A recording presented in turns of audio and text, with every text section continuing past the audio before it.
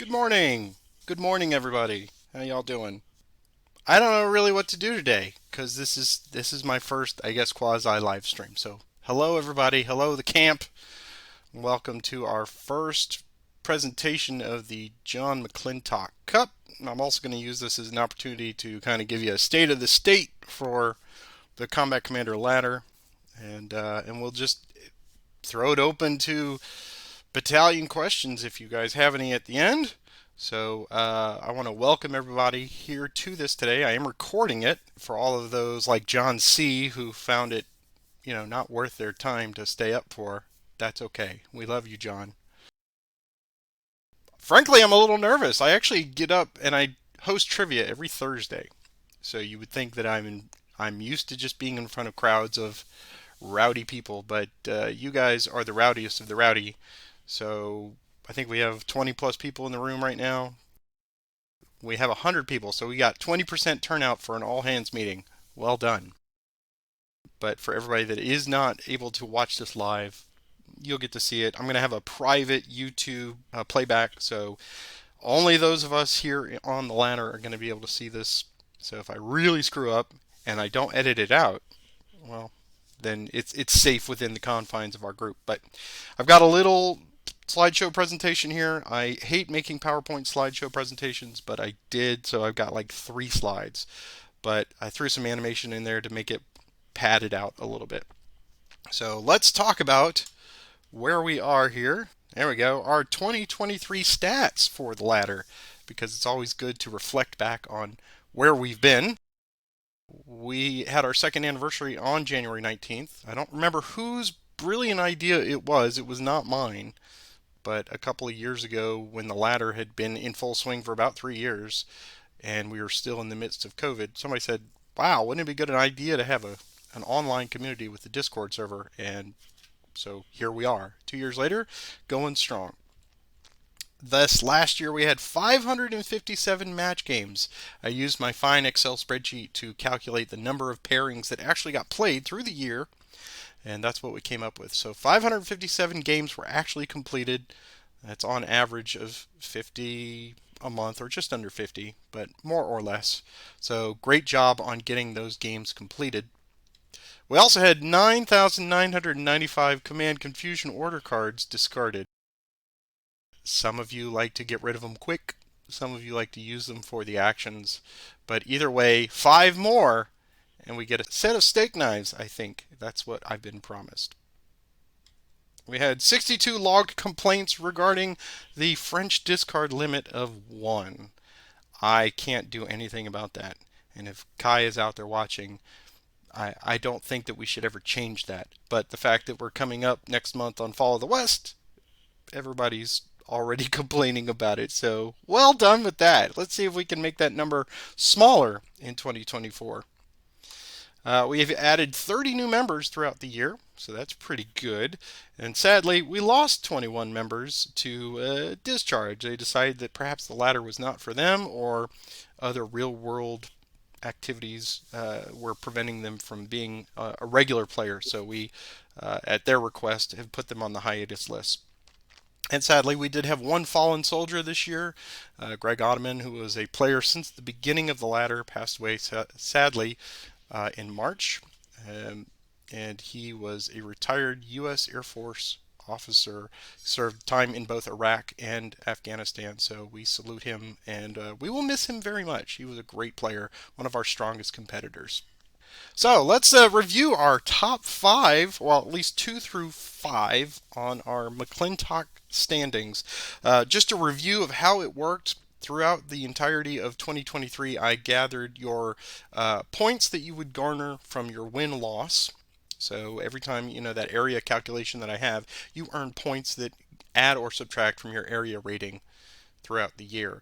And you had to play a minimum of 8 games. So what I did was, in my spreadsheet, I had it calculate whatever your 8 best scores were. So if you played all 12 months and perhaps you lost 4 months, well, those negatives would be left out because they were not part of your best 8. So theoretically, everyone's got a lot of positive points, except for me. I'm kind of low. That would be 75% of your score towards the cup.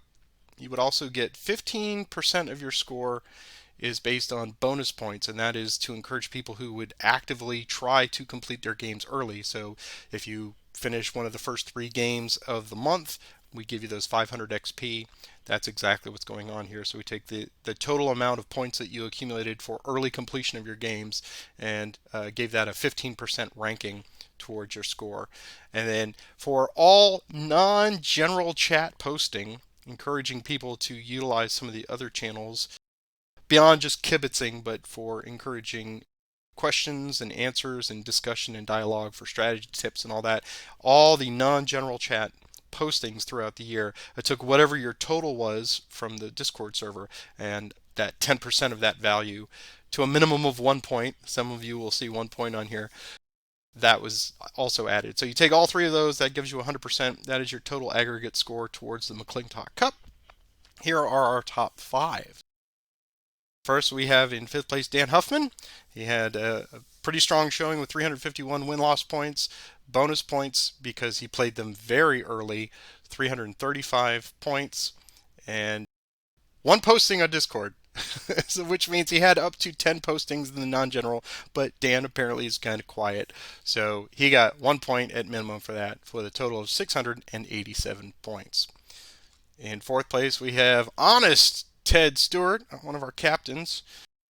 His win-loss is a little bit higher, 493, stronger player. Bonus points a little lower, so playing somewhere in the middle of the month, not getting as many XP for early completions. But he does post quite a bit, so he got, as you can see here, 12 points for that, which means he posted it at least 120 times throughout the year. So he had a total score of 715 points. In 3rd place, our Cincinnati Dynamo, Scott Heenan, one of our first lieutenants, also improving a little higher on the win-loss. Bonus points, very solid. Active participant in the non-general category, although we see a lot of discussion from him just in general. I'd say he's posted almost 500 times throughout the year, throughout the different channels. So he had a final score of 749 to give him 3rd place. And then our runner-up is Dan Thorson. He has a very strong win-loss percentage and plays his games very early, so good job on that. Also kind of quiet on the Discord server. We hope to hear more from Danny. I think you're out there. I don't have the list of people, but I thought I saw you pop into the room. So if you're out there, we hope to hear more from you in the years to come. And that you could see just by 6 points, he managed to eke out 2nd place on that. So let's look at our top winner for 2023 in the John Mclintock Cup. The first recipient of our award this year. He had a very strong win-loss rate with 639 points coming his way. Strong player. Also tends to play a little early, but for the most part he's probably middle of the pack. And posts quite a bit through the different channels on the Discord server. So thank you for that. And that gives him final score of 771 points. This is our mock-up of what a real trophy. I hope to get something real, tangible that I can put names on and keep or distribute. I haven't figured out what I'm going to do yet. This represents all the wonderful things about John that we love and miss. He was a true Scotsman from Glasgow. And so I felt it proper to have the 15th Scottish Infantry logo on there from World War II. And that is a picture of John himself. So if we come up with something, I would certainly encourage everyone to suggest designs or something. I thought perhaps like a combat commander grenade or something akin to the initiative card, but I don't know. This is something I put together in a hurry. So I want to wish congratulations to our first recipient of the McLintock Cup for the year 2023. That is James Dickinson. Congratulations, James. If you are out there right now, I hope you are, you get all the rights, privileges, and honors that come with being our cup holder for the first year. If you're out there right now, if you'd like to say a few words, that would be tremendous. Patrick, I am. I want to say thank you to everybody. It's been a great joy playing with everybody. I've loved it. Thank you for putting this on. it's a little cliche, but all glory goes to God. I couldn't win without his support. And I love all you guys, and I hope to keep playing with you. I'm going to take about a 2 week break and then come back and play. That is a well-earned rest, sir. So you take that 2 week leave and you go somewhere nice on Liberty. Thank you, James, for being one of our great players. I looked back. You have been on the ladder since May of 22, so that is a testament to how strong and how committed you are to playing. In just a year and a half, you have ascended to the top spot. So let's see if you can repeat that in 2024 with even taking that little time off. But again, you only need 8 months to compete, so that encourages everyone. Be mindful of the months that you skip. If you're doing that because of family and vacations, totally understandable. If you're doing that because you just don't like the scenario or the particular box set, I know some people kind of wave off the Pacific box set, but if you do tend to skip, make sure you don't skip any more than 4 months so that those you get a lot of positive points towards the calculation. So with that, then, congratulations again, James. Thank you, everybody, for a wonderful 2023 on the ladder. I certainly can't do this without active participation from all of you.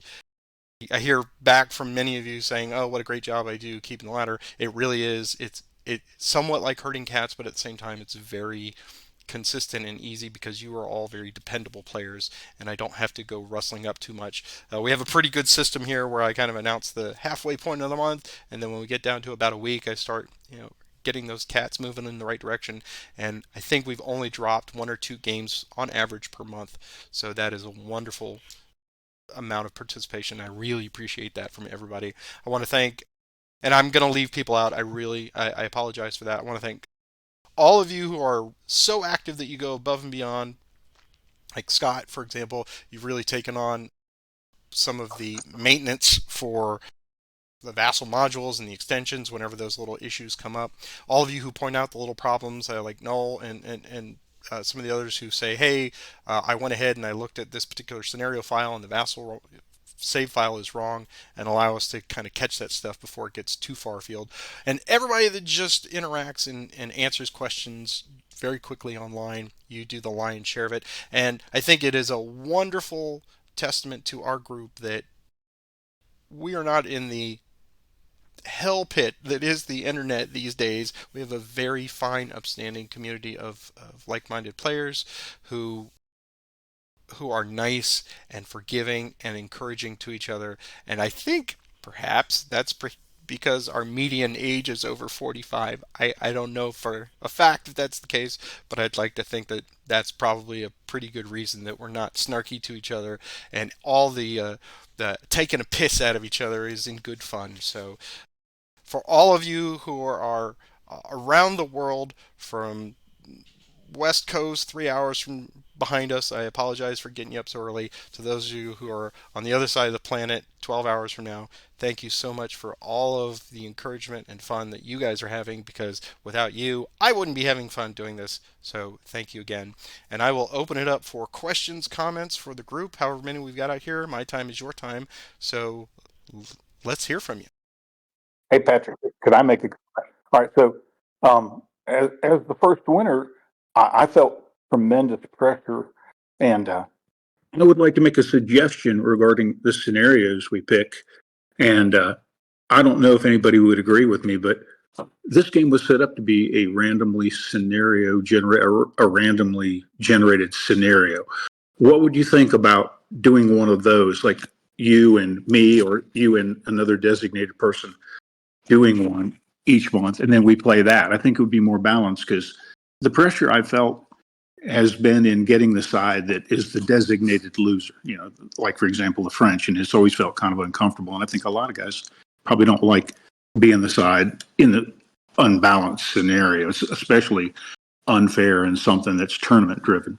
What would you think about, instead of picking a scenario, actually generating a more balanced scenario and letting people play something more balanced?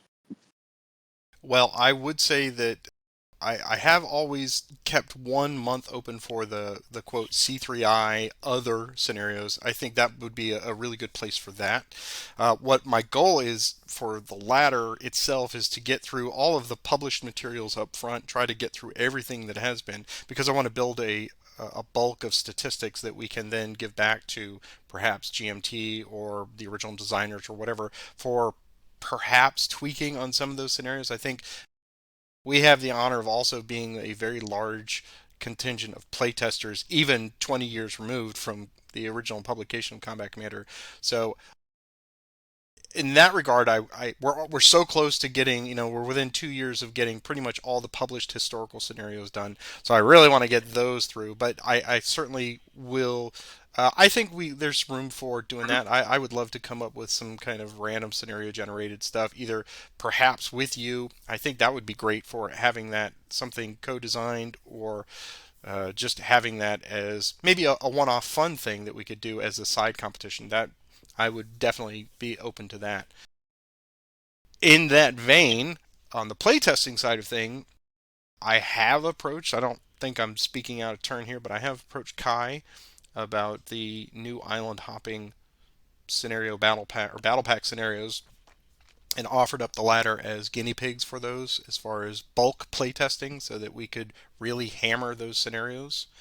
I think that would be positive for them before the final stuff goes out the door for GMT, that they get 50 plays of it so they can see if there are some unintentional biases in some of the scenarios to kind of keep them, I guess, quasi balanced. But I think a lot of those historical scenarios are a puzzle. They're meant to be a puzzle, and whether they're completely skewed or not, that's hard to say. I mean, because on any given Sunday, anybody can get the right set of cards and circumstances to win even the most difficult scenario. That's always been my opinion.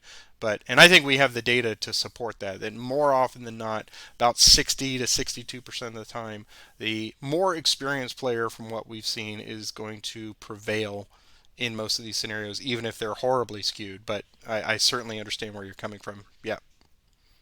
Well, thank you that. And then I want to say thank you to the guys that really kind of helped me with strategy. And I see some of them are on here, but Dwight, Cyrus, Steve R, all the two Steves, and Noel for helping me with the rules, and you of course, Patrick, but plenty of guys behind the scenes played these scenarios over and over with me to help me, be good at them and prevail. I understand it's cheating now, but it was a lot of fun.